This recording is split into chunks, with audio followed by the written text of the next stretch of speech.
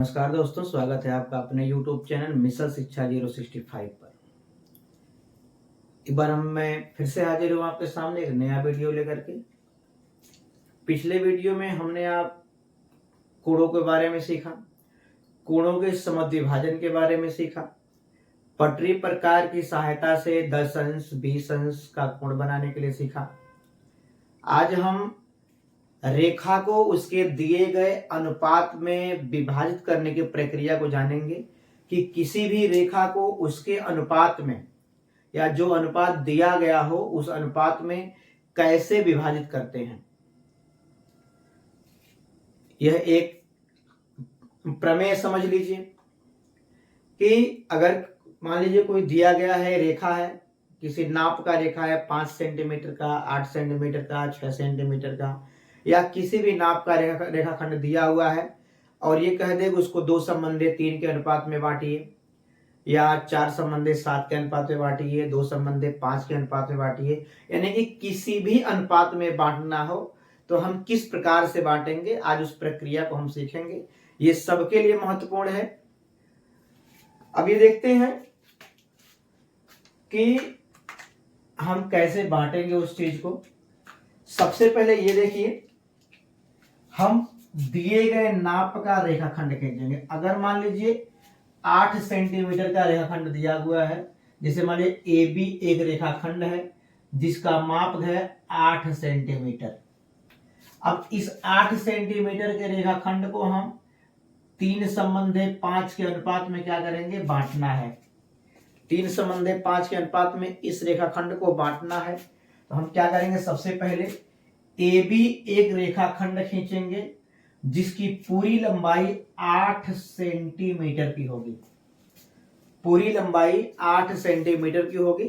हम पटरी की सहायता से 0 से लेकर के 8 नंबर तक हम लाइन खींच लेंगे। उसकी लंबाई 8 सेंटीमीटर मानी जाती है।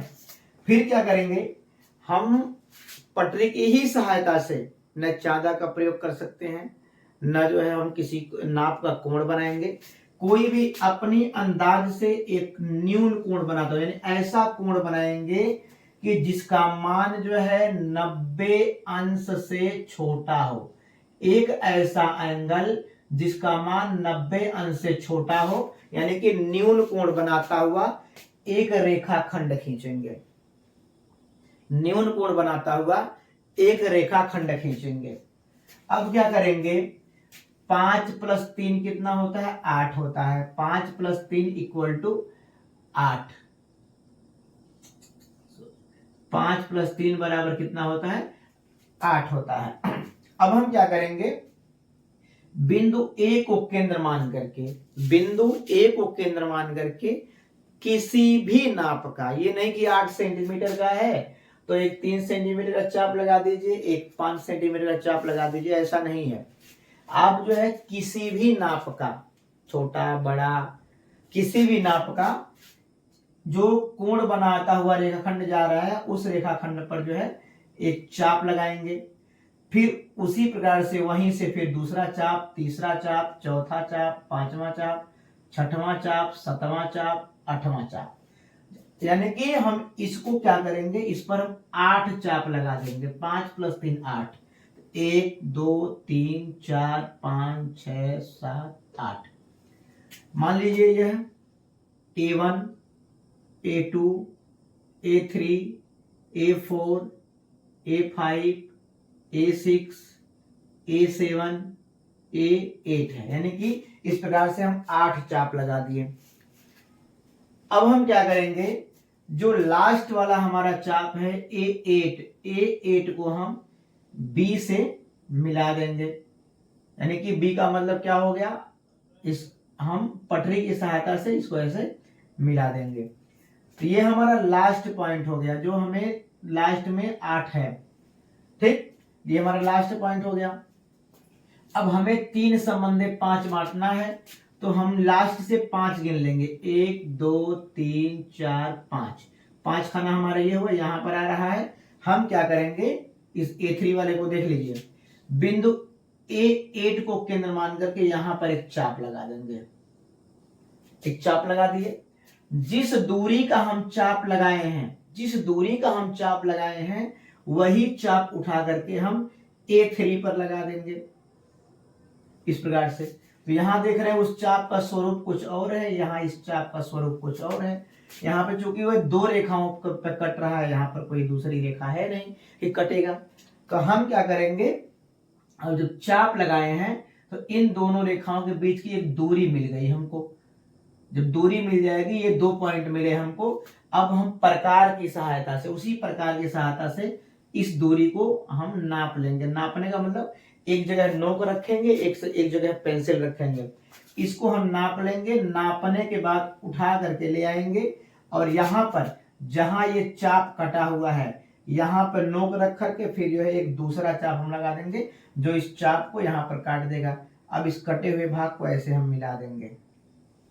जब इस तरह से हम मिला देंगे, मतलब यहाँ नहीं कटेगा, थोड़ा सा मतलब यहाँ कटेगा, इस बात को हम क्या करेंगे, ऐसे मिला देंगे। जब मिला देंगे तो यह यहाँ पर आकर के मान लीजिए किसी और पर A' पर काट दिया, अब या C पर काट दिया, इसको हम C लिख लेते हैं, C पर काट दिया, तो यही हमारा AC संबंधे CB बराबर क्या हो जाएगा, 3 संबंधे 5 हो जाएगा। ठीक है, कहने का मतलब ये है कि बिंदु, अब जो हमको 5 भाग यहाँ मिल गया, 1 2 3 4 5, तो A3 मिल गया हमारा 5वां बिंदु, यहाँ पर A8 है, यानी कि जो हमारा A8B दिख रहा है, एक रेखा मिल रहा है, इसके समांतर हमें A3 से एक रेखाखंड खींचना है। समांतर रेखा का मतलब ये हो गया कि ये तिरछी रेखा होगी। तिरछी रेखा जब दो समांतर रेखाओं को एक तिरछी रेखा काटती है तो संगत कोण बराबर होते हैं, यानी कि इसके बराबर हमें यहाँ पर कोण बना देना है। तो कोण बनाता हुआ जो रेखा जाएगा वो इसके समांतर होगा।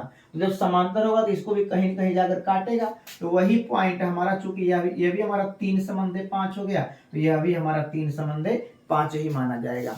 तो यह जो है हमारा इस प्रकार से रेखा का विभाजन हो गया उसके दिए गए अनुपात में। हम आगे पढ़ेंगे त्रिभुज के बारे में, चतुर्भुज के बारे में, वृत्त के बारे में। रेखा गणित के साथ साथ चलते चलते हम बीजगणित में पहुंचेंगे, जैसे कि मेंसुरेशन हो गया, वृत्त का क्षेत्रफल हो गया, या वृत्त से संबंधित वृत्त का क्षेत्रफल या वृत्त की रचना करना हमारा ज्यामिति में आएगा। लेकिन अगर जो है हम और से गोला पढ़ रहे हैं, शंकु पढ़ रहे हैं, तो ये सब जो है हमारा जो है बीजगणित में चला जाएगा। जैसे क्षेत्रफल निकालना, मैदान का क्षेत्रफल निकालना, मैदान के चारों तरफ जो है सड़कें होना या पार्क होना, उस पर जो है गिट्टी बिछवाना है, ईंट बिछवाना है या सड़क बनवाना है, उसका क्षेत्रफल निकालना, उसका खर्च निकालना, ये सब हमारा बीजगणित में चला जाएगा। फिर आगे इसी प्रकार से हम चर्चा करते रहेंगे। अब यहाँ पर हमने सीखा कि दिए गए रेखाखंड को उसके दिए गए अनुपात में विभाजित करना है। इसके बाद हम त्रिभुज की जानकारी लेंगे। त्रिभुज क्या होता है?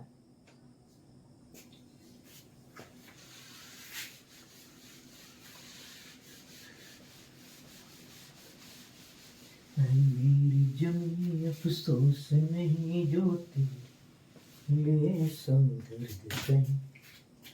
यहाँ पर जो है हम त्रिभुज के बारे में जानकारी लेंगे कि ये त्रिभुज होता क्या है, या अगर कहा जाए तो इसके बारे में कल चर्चा किया जाए।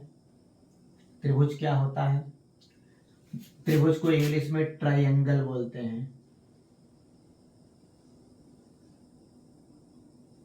ट्रायंगल का मतलब होता है त्रिभुज, ट्राई का मतलब होता है 3, एंगल माने होता है कोण, यानी कि 3 कोण, यानी कि ऐसी आकृति जिसमें 3 कोण होते हों उसे हम त्रिभुज कहते हैं।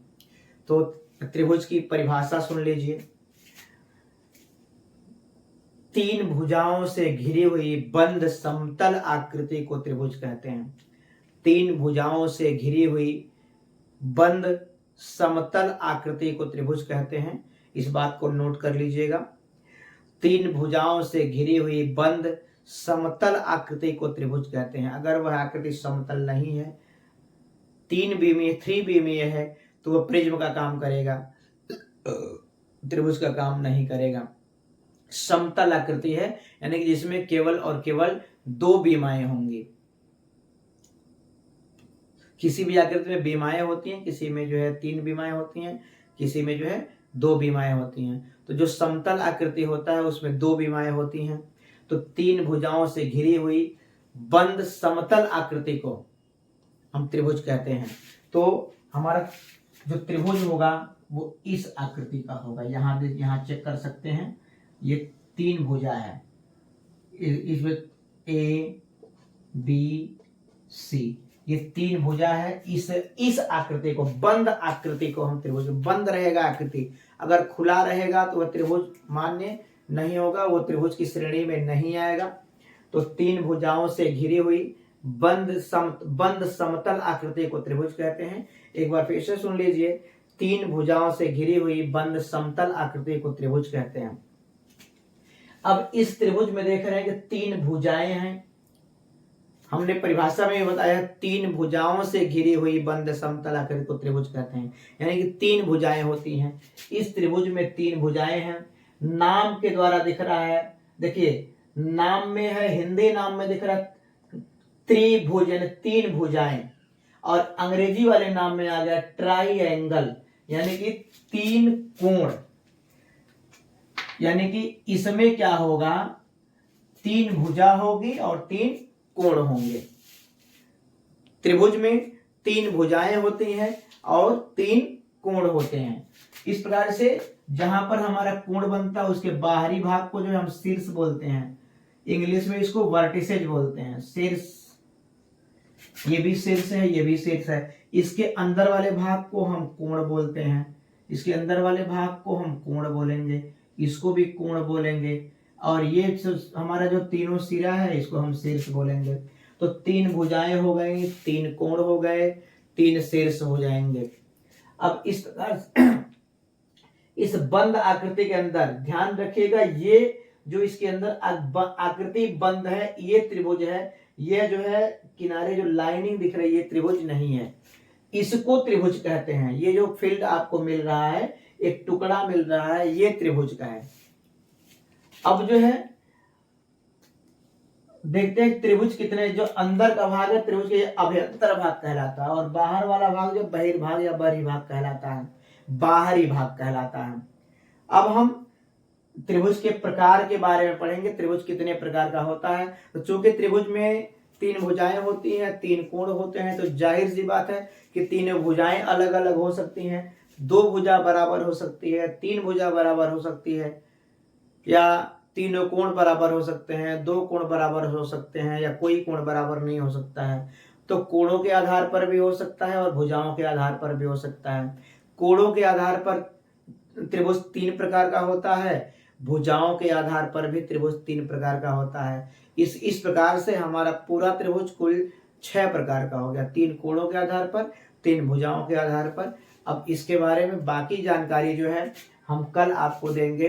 तब तक के लिए अलविदा।